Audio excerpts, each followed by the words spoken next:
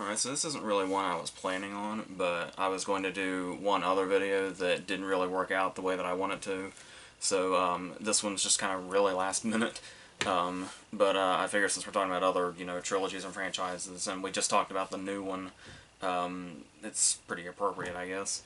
So I think I'm just going to go through these one at a time. I don't own three, which isn't that heartbreaking.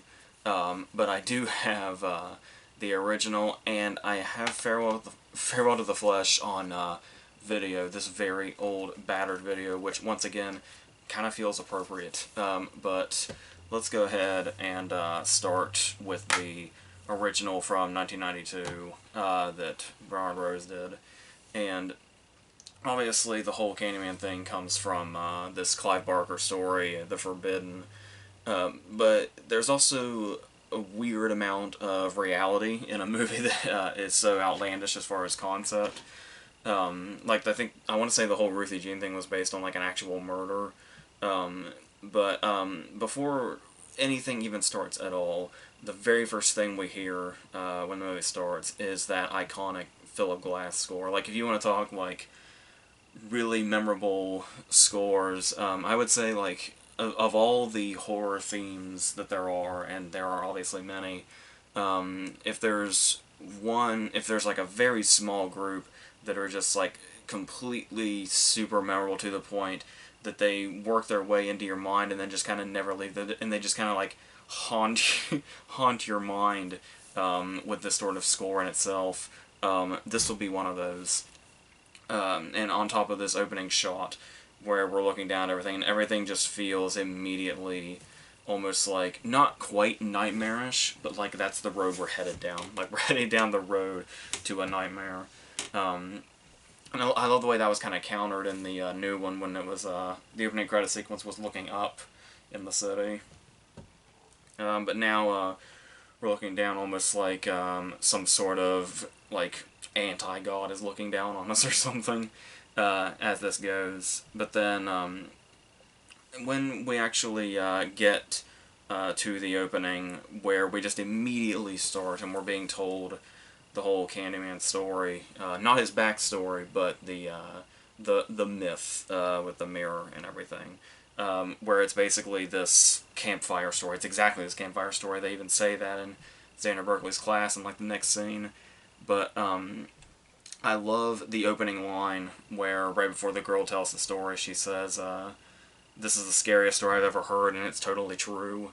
Because not only does this have, like, doses of reality in it, but that almost sounds like the opening line of, like, a great horror novel or something, which is really great.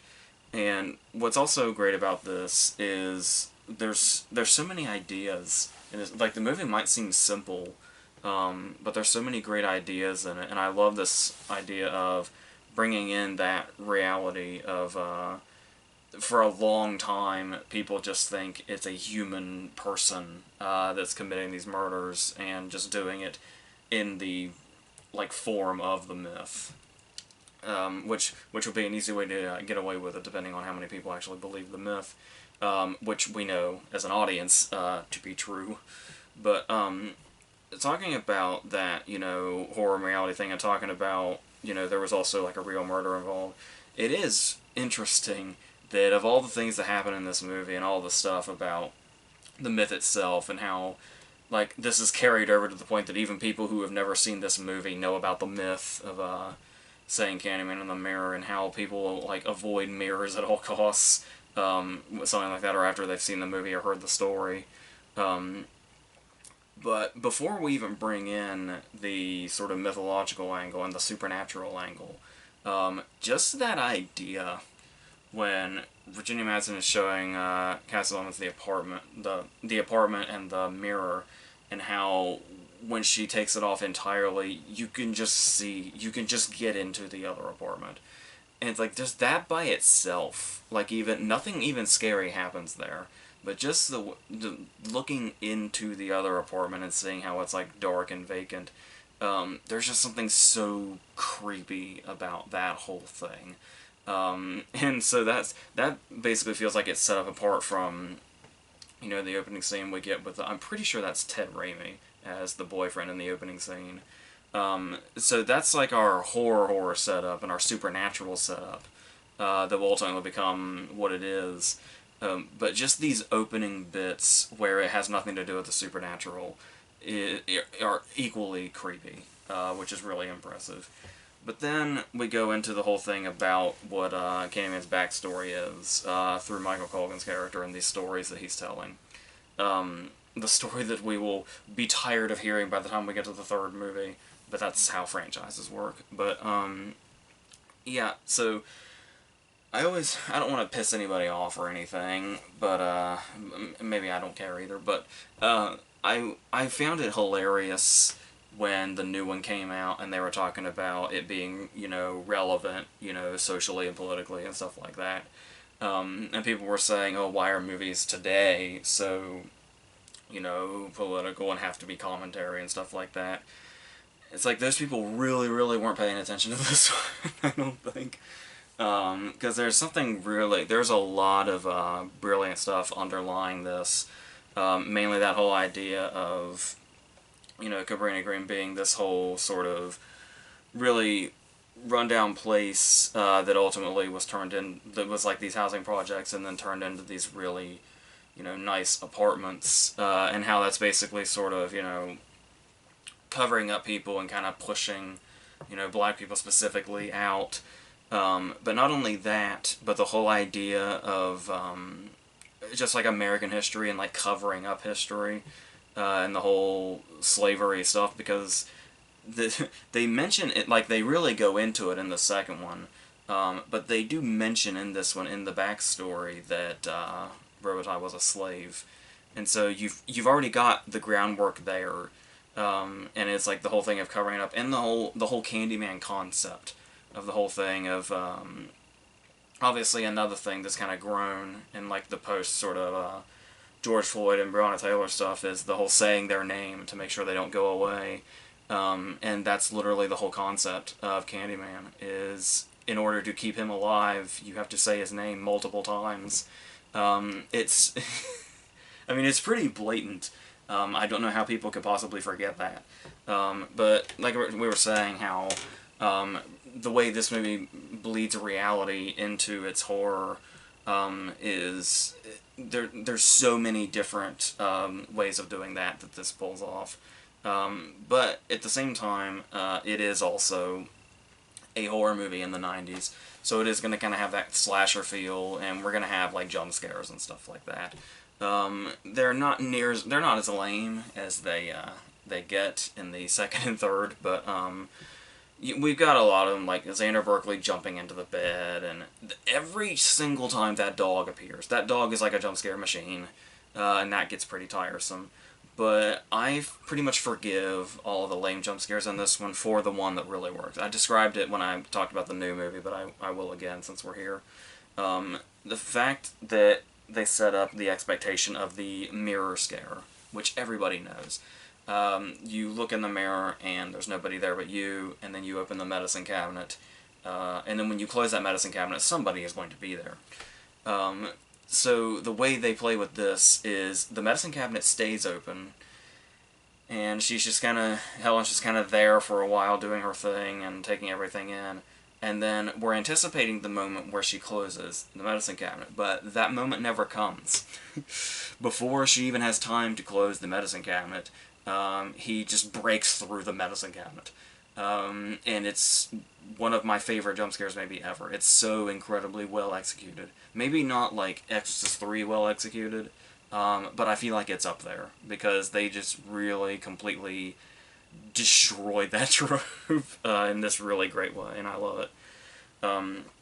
We have some interesting side characters in here as well, like Jake, where you would think, the kid character would be like the annoying character, and they would just, they'd be like the scared character, and I love the twist they put on that also with Jake, where it's like, you can tell he has a deep fear for Candyman throughout it, but the way he tells her, like, I'm not scared of anything, you're just crazy to do this, and like his deliveries are like so on point. There's also the moment where we get the backstory on the kid, that died in the bathroom. That really, that scene in itself, like the whole description of the big tough guy going in and his hair turning white, and then us seeing the result, is just so nauseating in this really effective way. And then when we learn what happened exactly, Jake's delivery of "You can't fix that, better off dead." It's perfect. Like it's it is total cinematic perfection. But talking about that though, the idea of this movie being seen as like gory and violent, it's definitely gory. It's absolutely 100% gory. But violent is another story, because what's interesting is this is one of those movies that is so sort of visceral in its portrayal of the aftermath of violence that it can convince you that the movie itself is really violent, when there's only, I guess as far as like a kill, because Helen isn't like killed, but and Xander Berkeley is after the fact also. It's like all aftermath. The only time we actually see him killing somebody, I think, is the doctor, where she's basically forced to summon him to prove her point. Everything else is aftermath. The bathroom scene, Xander Berkeley's death, the dog. It's all after the fact, but it's also Cassie Lemons' character. It's all, we don't see any of it except for the doctor, I don't think. The opening scene, we just see the blood coming through the floor. But all of that is so, like I said, nauseatingly executed, and that's a compliment. That it can convince you that you've seen all the violence and all the killing when you really haven't. And the one kill that we do see isn't really that graphic, interestingly enough.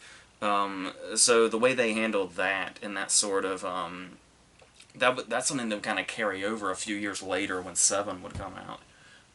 Where Seven is seen as this really, gruesomely violent movie, but we never really see any of the deaths except one.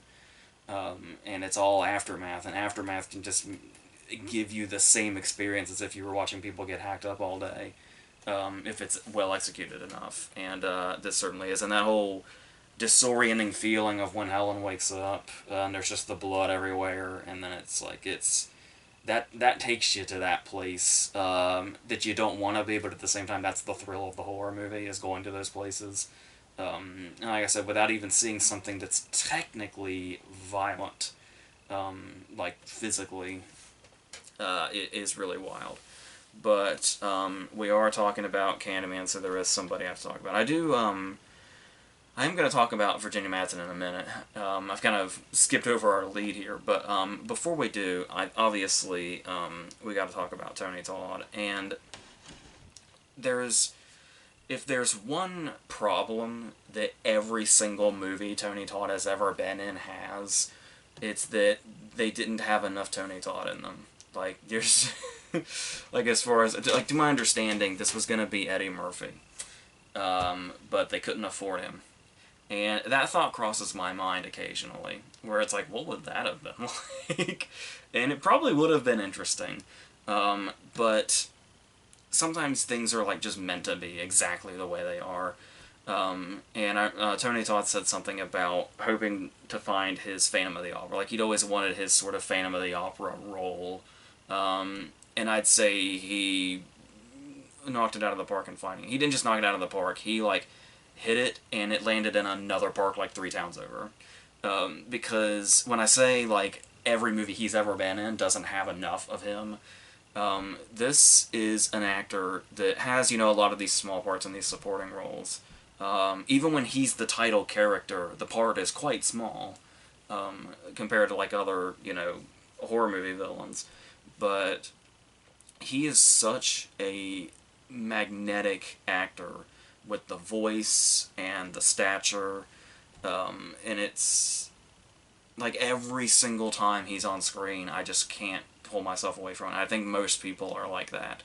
And he's got such an extensive line of work, and he's got to be, like, I mean, obviously this got him, icon status and all this appreciation, but I mean, still, I don't know that it's quite enough, and I don't think people quite are as aware as they should be of what he's capable of as an actor. He's really, really incredible. And to be able to get a part like this and make it, like, I don't know that this would be, even with somebody like Eddie Murphy, because Eddie Murphy did a horror movie with Vampire in Brooklyn, and hardly anybody thinks about it or remembers it. So I honestly would not be surprised if Eddie Murphy did do this movie and it didn't end up the icon that it is. I think most of that iconic status is Tony Todd and what he was doing. And that's also the commitment with the bees as well. The actual real bees, and that's that whole thing. And then as far as his introduction in the parking garage, what's so interesting, and another thing that really speaks to his performance, is with how much Candyman is built up through the whole movie. It's like the 40-something minute mark, I think, when he appears in the parking garage, and it's the first time we see him. And really, the first time we really, we see him, like, from, like, the knees down as he's walking towards Helen. But his real introduction is his voice. This whole idea that it might seem a bit abrupt how he appears after all of this. And the fact that we've already been faked out once with an actual human person. But this whole thing of what I was talking about with the presence that he has, where it's like we see somebody walking towards him and we think, oh, this could just be another fake out. But then when we get that full shot of him, and he's standing the way he is, and he's like in half silhouette, there's something like so immediately imposing about that it's like you get that sense of, oh, I think this is the real thing. Okay, this is what we've been afraid of. And when he comes out and he has that monologue, and he's got the hook by itself is like so gruesome in this amazing way. Stuff that, like, for some reason they really tone down in the sequels, but when we get those close-ups of it in the original, it just looks so beautifully disgusting. It's like probably one of my favorite, like, horror movie sort of like weapons, I guess you could call it. Similarly, the scene where he's floating above the bed really feels like where, like, icon status was setting in. That's the image I always remembered seeing before I ever saw the movie as a kid. I did have this really nice action figure that's probably still around here somewhere. I think the hook might be broken, which is tragic, but I think that was the cover on that box. Was that shot of him, like, over Helen's bed.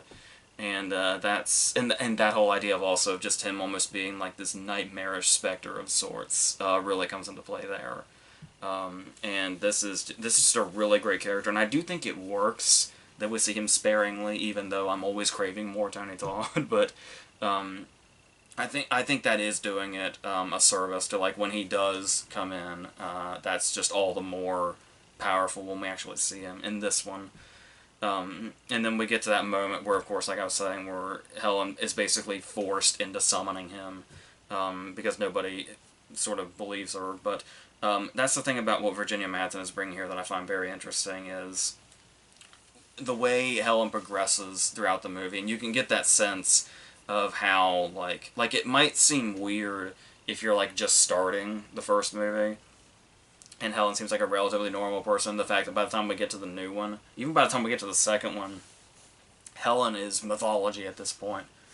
And this whole thing of her being obsessed with Candyman and getting drawn in by it and becoming a killer herself, but obviously we know what's really happening. But watching her go from this sort of really driven person that really wants to tell this story and has this real passion for what she does, willing to go into dark holes and dark places to get the pictures and stuff like that.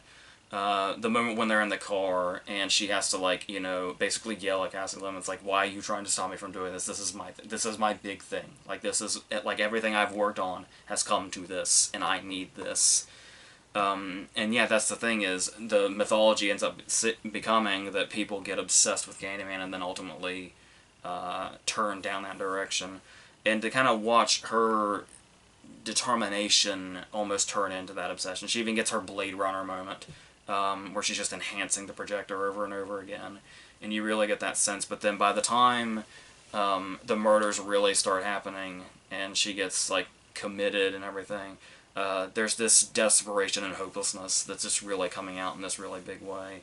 and that moment when she has to summon him and ultimately get the Doctor killed, there's just this sort of resignation by that point.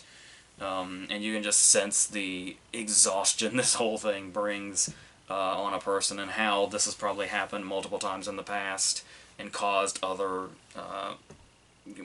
killings or killers, depending.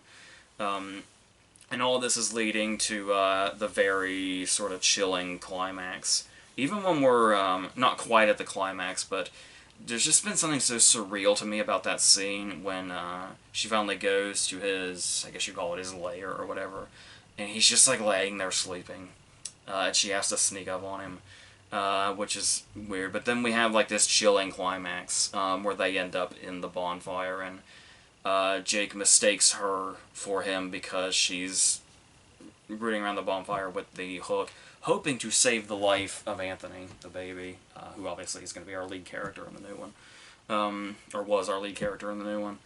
But yeah, and then obviously this whole full circle thing, and how it becomes like, it's always been interesting to me that the trend in these movies is whenever Candyman is defeated, he always feels betrayed by whoever defeats him, by the lead characters of the movie. And then as we see Helen sacrifice herself, but then ultimately go down as this potentially crazed person that goes into mythology, it's herself, all the stuff that she was studying and obsessed with is now her legacy. Not in the way that she was planning on, which is just really chilling. And then this sort of epilogue, where we see that the Candyman thing, like, really does come around full circle, and Xander Berkeley says her name 5 times in the mirror, and I guess you could say a little revenge is had after his stupid little affair with that idiot in his class. But not a particularly great actress either, that actress, the girlfriend, but that's fine, it's a small part. So, yeah, there's a whole reason, there's multiple reasons this movie has the iconic status that it has, and I love how much it's grown on me over the years. I liked it when I first saw it, but I've seen it a lot since then. Like, it's one of those ones where if it's like late at night, like 2 in the morning, because it's absolutely a chilling movie, and it is a terrifying movie, but I almost like admire the whole way it's put together, and what Bernard Rose did and how he made it, that I don't, like, it's a movie I can watch at like 2 or 3 in the morning all the time, and I get a thrill out of it, rather than being like, terrified. But I mean, I feel like it's objectively terrifying is what I'm trying to say. And I'm really loving these Scream Factory Blu-rays that have the sort of double-sided covers where the original is also on the other side, like Tales from the Hood and Firestarter and a few others I've gotten over the past few years have that as well, which is really cool. So I think that pretty much sums up the first one. So I suppose we can go on to Farewell to the Flesh, which doesn't have near as much to really talk about. We are kind of starting to go into that slasher territory, as you probably expect, but we do get to see the backstory we've been hearing. But before we get to that, a couple of things. Number one, we talked about Bernard Rose writing and directing off of Clive Barker's story. We got a new director here, and you know who he is. It's Bill Condon, who did like Dreamgirls and Gods and Monsters, and a couple of the last 2 Twilight movies. He's got a filmography that's all over the damn place, and this was right around the time that it started, I think. So what's interesting about that is you can actually kind of see elements of those movies in here. Which isn't, like, it was almost like a reverse filmography, where he started with this, and then kind of broke down, and it went into the whole, because Gods and Monsters, of course, being about James Whale, who directed, the original Frankenstein and stuff like that. Yeah,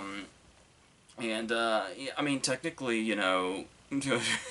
Twilight's in that sort of monster area, but we won't go more into that than we need to, but, so to set that up, that's where this is coming from, we also have what I guess you could call a prologue, with Michael Culkin's character coming back and still telling the same mythology, telling the story of Candyman still, and putting out books. Yeah, we're gonna do that old thing where we kill one of the returning characters in the opening scene. Actually, is he the only returning character? Yeah, so... And then this whole thing of setting up that Helen is now a part of... We know that Helen is now part of mythology, the Candyman mythology. But at the start of this one, Helen's just kind of a part of crime history, which is very interesting. But now we are moving our setting from Chicago to New Orleans. So of course it's clear what the like I say that, you know what the backdrop is going to be. It's going to be like Mardi Gras and shit. Which is fine. I don't know that it quite has the impact of... Because with stuff like that, you're able to make it feel like it's in a sort of heightened environment. Even though it is a real place and a real event, there's still a certain heightened nature to it that doesn't feel as quite grounded as just like Cabrini Green in Chicago and all that, just all that in general. But yeah, they are just kind of going for the body count at this point. We do have some stuff here where it's like we have our characters have a history with Candyman, and their, father was murdered, and the idea of her brother, William O'Leary's character, being basically set up with these murders and people thinking that it's him. There's a little something going on here, but I don't think Annie, I believe her name is near as interesting of a character as Helen, and we don't see her quite as driven. She's just... It is more of a case of she's the lead character in a slasher movie. Not quite like Final Girl status. Like, it's not that kind of slasher movie, but we're headed in that direction, where we're kind of getting a bit more tropey. And every now and then there is something interesting and sort of unique, like the way levity is brought into this movie, where we have all these dark scenes and these murder scenes, and the bodies are piling up, and it's bloodier. It's a lot bloodier as far as like actual kills being seen. But through all this, there's a radio announcer named Kingfish that I find very entertaining. And it's almost like, it's kind of like Stephen Wright in Reservoir Dogs. He just kind of pops in, or for almost like little interludes or something. And I love particularly the moment, when I say like levity, I'm thinking about the moment when, after some of the killings have happened and people are saying, it's a hook killer, that, it's the Candyman mythology, but surely it's a real person because that can't possibly be real. And Kingfish is on the radio saying something like, he's just doing his normal radio thing, and then he says, and this goes out to the guy with the hook. And he tells the guy with the hook, relax, have some gumbo or something. And it's like he's trying to lure this killer out just by getting him to relax. And it's a very laid-back sort of radio announcer way to do it. And I just love the little inclusions of stuff like that. But yeah, we're back to the old stuff. We're getting more kills, also getting significantly more jump scares. This movie is a jump scare factory. And what's interesting is I can tell you, even on video, where the sound is not as enhanced as Blu-ray or DVD, the jump scares are still incredibly loud. And it's everything. It's birds, it's bystanders, it's her husband occasionally, and it's like it gets to the point to where there's another fake out jump scare, and somebody says, would you relax? And it's like, you fucking relax, movie. You're the one that's like screaming at us every 30 seconds, if that, if not more. And I do think something that they really could have done here, that they didn't quite, is the whole idea of the expanding on the mythology, the stuff we would see in, like, the new one. But they do, as far as, like, expanding on the mythology, it feels like this one is attempting that, but it feels less like the mythology being continued and more like how the mythology is perceived is what's really going on, where like the moment when they're talking about, like, do you really believe in Candyman and stuff like that, and like her whole class is just staring at her in like this really nice shot. So I feel like it's the perception of the mythology is more what this one shows rather than any sort of expansion on it.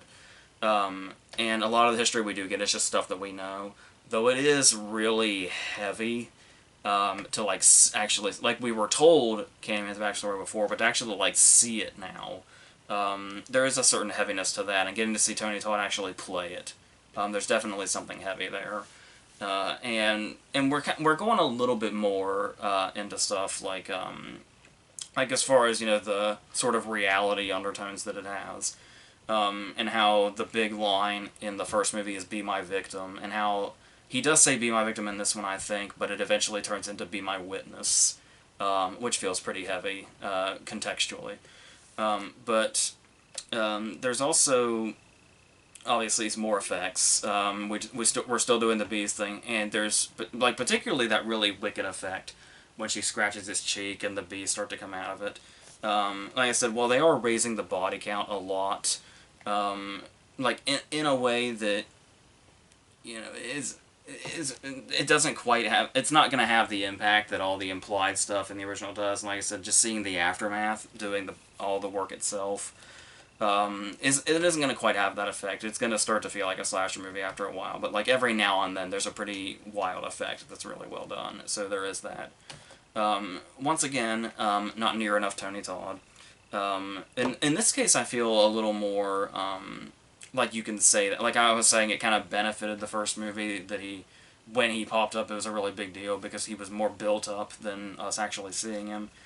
But you kind of get the sense, especially if we're going to go into like actually visibly seeing his backstory, that he would get a little more screen time. But I think it's less the screen time and more what he's given to do in it.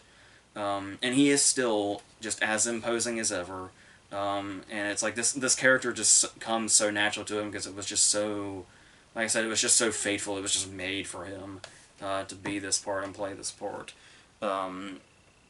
But maybe just a little bit, giving him a little bit more is nice. But once again, we do get the backstory, so there is that. But I think another thing that's kind of holding this back, as far as it just being so far away from the original's quality, is our lead character with Annie. Because we've got the stuff with like Veronica Cartwright, where she has that relationship with her mother that they try to do something with, and there's a little something there.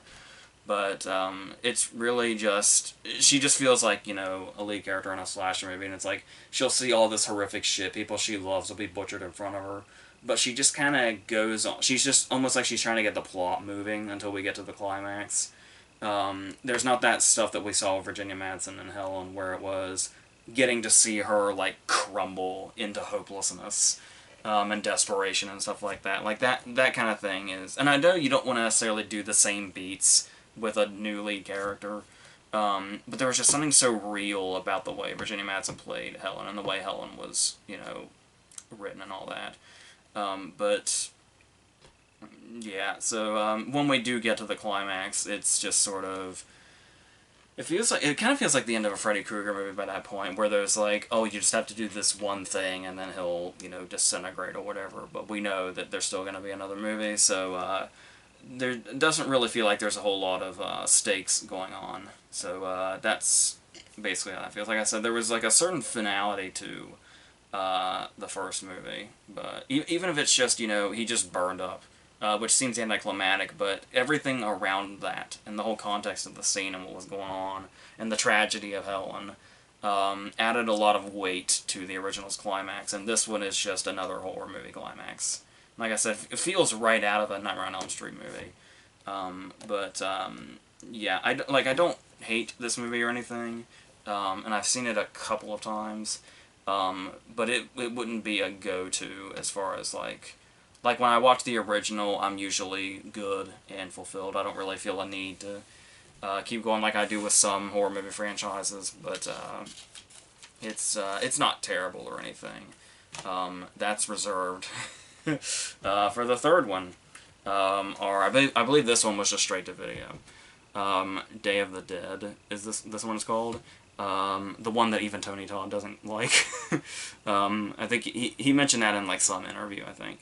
And so we're doing a very interesting thing here, where our lead character in this one is Annie's child in the epilogue of the second movie.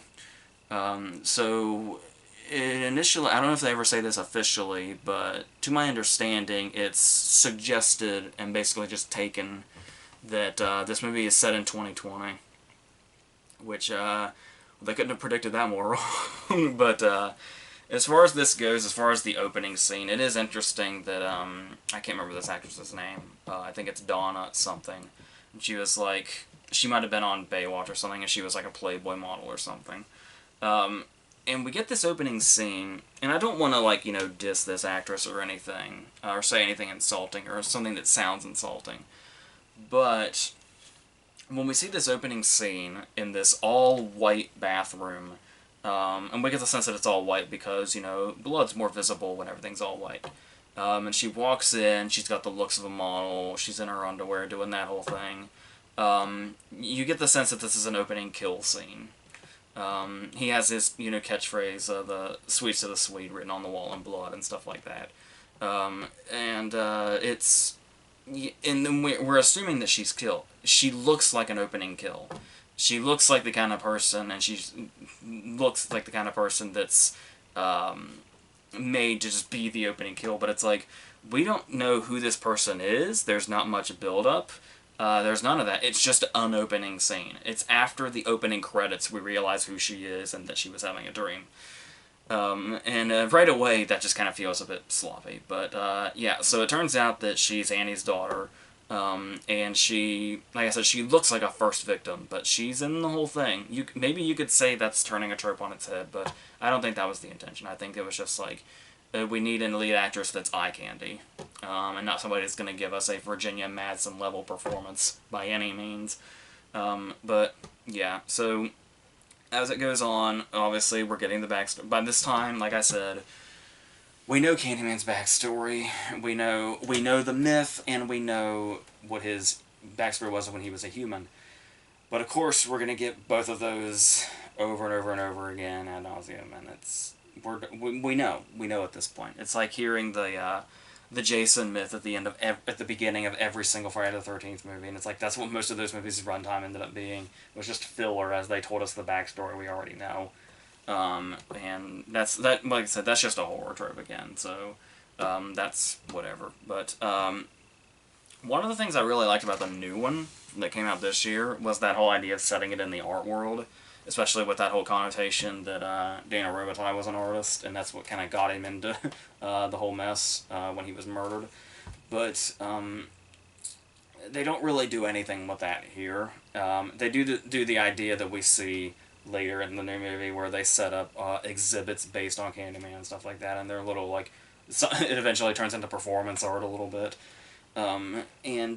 That's just setting up somebody to be killed. Like, it doesn't really have much of a connection to anything. I mean, she sketches and stuff like that, but a lot of this movie shows us stuff that doesn't really feel like it means a whole lot in the long run. It's just sort of stuff happening that's going to lead us to the on-screen kills, which we're still getting more of. Starting with this dude that sort of ran the whole exhibit. I don't know if honeycomb sex play is a thing or not. I don't know if it's something I would partake in, and especially if I'm in a Candyman movie. But that felt sort of weirdly out of place. Like, out of place and too on the nose at the same time. It's a weird thing. It does not feel like we're in any sort of reality for this scene. It feels like we've now reached ridiculous levels of, oh yeah, Candyman, this is some slasher thing, right? I don't know, I didn't see the first movie. What, like honeycomb and shit? Is that what you said? Like, that's how they, like, you know, that was part of his death? That's how the bees come to him? Alright, let's do that, but let's do, like, you know, like cliche horror movie sex scene and, you know, nudity and stuff like that. But let's do the honeycomb thing too. That's what we're making, right? Is that what it is? I'm not really familiar with this territory. I don't know. But I somehow got the job on this. Yeah, do honeycomb sex play or whatever it is, and then they'll die. And then she's attacked by bees, and it's pretty funny. Like we are long past the horror that was the aftermath kills. We're now in getting attacked by bees. Once again, I really don't know how connected to Candyman the person was that wrote and directed this. This is what we're looking at. It's in the kill scenes. There's maybe one kill scene that's like actually effective and like shockingly brutal. The cop that's killed like in the front seat when Candyman kind of rises. That's kind of nice, but like as far as the execution of it. But apart from that, the kill scenes here are just more kill scenes, and we just don't care anymore. We introduce another character who's going to be a love interest, I guess, but also the guy that looks super guilty, which we have to have.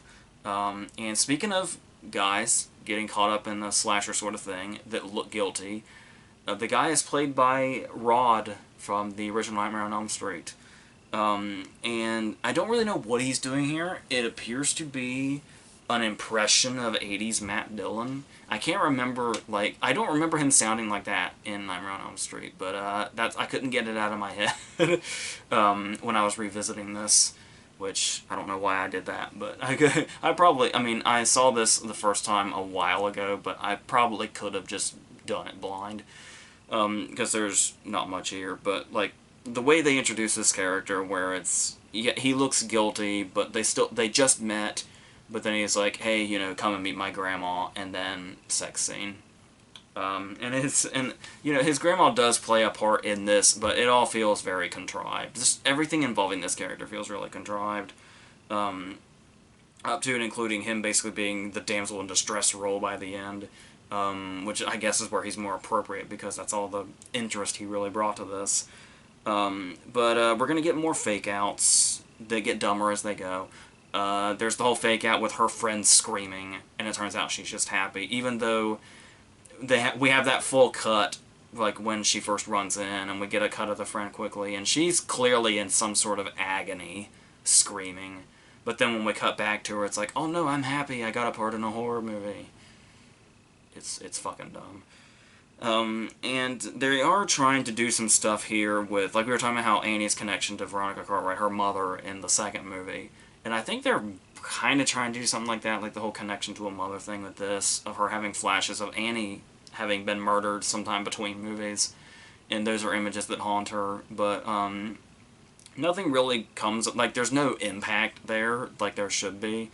Like you would think that was our lead character, but that kind of shows you just the sort of disconnect we had with her already. That she wasn't that, enticing of a lead character to begin with. It's like when we learn about her death, it's like, alright. That's and then those scenes just don't really have anything. You can sense where they're supposed to be terrifying, and it's like, seeing images of her mother coming back to life, but with the slit in her throat. It should be terrifying, but everything's just really flat at this point, and we don't really care. And I think it's because we've seen so many just kills in our face and gore in our face up to this point, with no, power of suggestion and stuff like that, that we just nothing matters now. They do try to introduce some ideas. The idea of, the cult that surrounds Candyman and the way they follow him, it's a cool idea. I can even imagine a movie called Cult of Candyman or something that kind of goes more into that territory.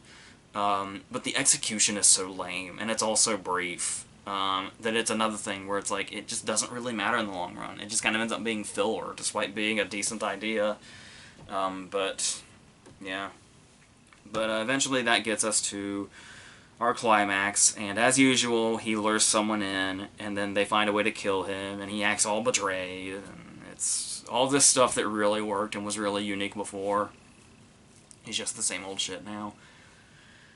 It spawns one of the dumbest lines probably in movie history, when she's confronting him and she screams, "You took everything from me. My family, my mother."